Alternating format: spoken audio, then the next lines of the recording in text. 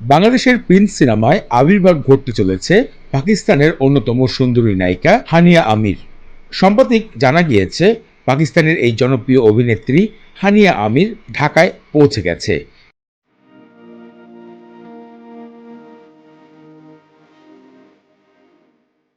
এবং অবস্থান করছে ঢাকা শহরের বেশ কিছু স্থানে। ইতিমধ্যে ঢাকার যেসব আলোচিত স্থান সেখানে তিনি ভ্রমণও করেছেন। বহুদিনের ইচ্ছা ছিল তার বাংলাদেশে ভ্রমণ করার।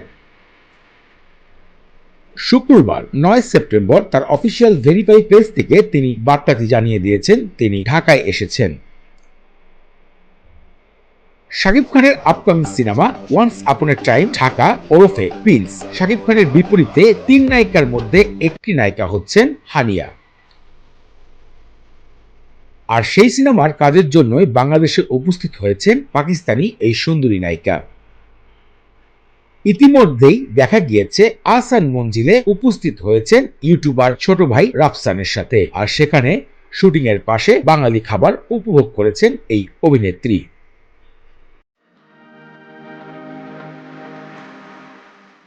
ওয়ান্স আপন এ টাইম ঢাকা প্রিন্স এই সিনেমাতে হানিয়া আমিনের সাথেও অভিনয় করতে দেখা যাবে বাংলাদেশের অভিনেত্রী তানজিল তিশাকে।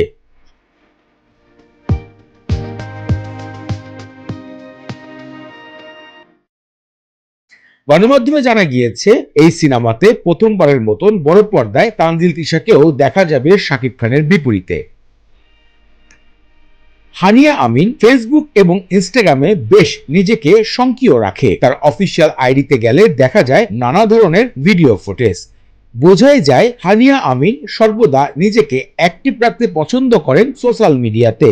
চলুন দেখে আসি এক নজরে তার কিছু ভাইরালকৃত ইনস্টাগ্রামের রিলস।